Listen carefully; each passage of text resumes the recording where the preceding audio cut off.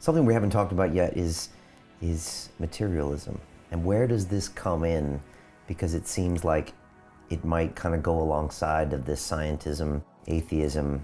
Does materialism come next? Because, you know, there's a lot of that going on in the world, at least there is on the media channels that I look at on the internet.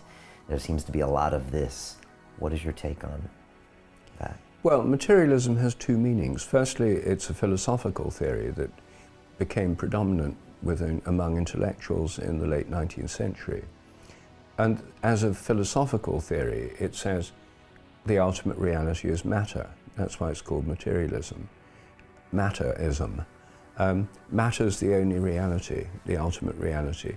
The whole universe is made of matter and nothing but matter.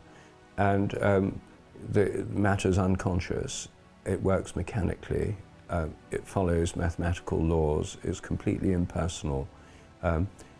Insofar as evolution takes place, it happens by blind chance and natural selection. There's no purpose in a materialist universe, no God, no guiding principles that are conscious, simply unconscious laws and forces.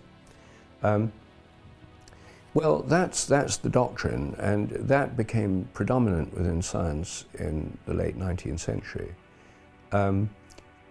And as a doctrine, it works quite well for a technological civilization. You know, if you've got a civilization that's all about engineering and machines and progress through gadgets and technology, jet planes and the internet and smartphones and things, as a philosophy it works pretty well, but it doesn't work very well if you ask the question, well, why are humans conscious? Why is there any consciousness in the universe?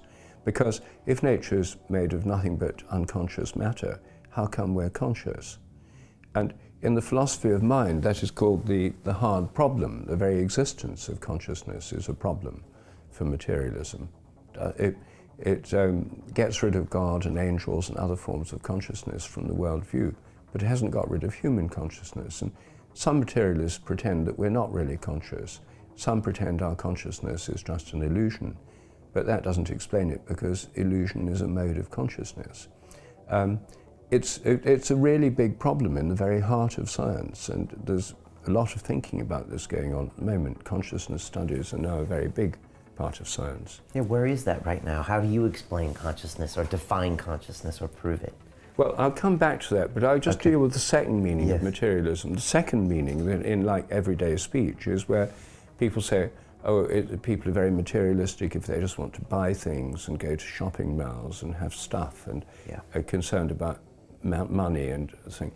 Well, that's the everyday thing, and most people who use it in that sense aren't aware that it's a whole philosophy of nature. But the two are related, because if you think matter's the only reality, then buying stuff seems like the best kind of thing to do. The ultimate more reality. So anyway, to come back to consciousness, the traditional opponent of materialism in Western philosophy is called dualism, and that's what science started out with in the 17th century, modern science. The whole of nature is mechanical, unconscious matter. But there is also in nature something which is non-material, which is conscious spirit, which is completely immaterial and not in space and time. And there's three kinds of conscious spirit. Firstly, God. Secondly, angels. And thirdly, human minds.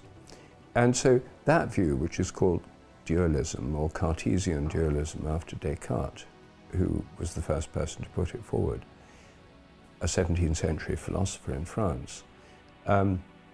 This philosophy, it says that the whole of nature works exactly mechanically, just like science says it does, but then there's this kind of add-on of God and angels and human minds, which are based on reason, that aren't really in space and time. But it doesn't explain how God or angels can possibly relate to a mechanical, natural world. So in the 19th century, the materialists said, oh, well, let's just get rid of this realm of spirit, get rid of God and angels, and that means all religion's ridiculous. And that meant that revolutionaries like the French revolutionaries and later the Russian revolutionaries could undermine the power of the church, which they thought was propping up reactionary states, by saying, well, the whole thing's a sham and a pretense, and there's no God, there's no meaning in any of this. And So it became, materialism led to a kind of political atheism, which was liberating in many ways, but which created this hard problem. If you get rid of all forms of consciousness from the universe except human consciousness, you're then left with the problem of how do you explain it? A lot of materialists who feel they're stuck with this materialist view. They can't explain human consciousness. Some of them, after all, meditate and carry out spiritual practices are becoming quite common among atheists. Is that like a Dr. Jekyll and Mr. Hyde, or their closeted life of meditation? I mean, how do they explain it if they're materialists? Well, they think it's all happening inside the brain. Okay. You see, a typical example is Sam Harris, who's one of the so-called new atheists. Yeah. He's an ardent meditator. He spent 2 years in India visiting gurus and being initiated into meditation.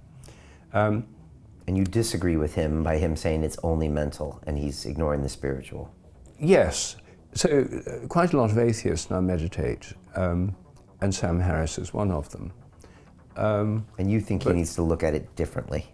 Well, the thing is that we don't quarrel about the experience, but the meditation grew out of Buddhist and Hindu and Christian and Sufi traditions, where it was about going to the ground of your mind, letting go of the passing thoughts and getting to the place in your mind from which these thoughts are going through. It's like the arena of consciousness in which you're thinking and through which these thoughts are passing.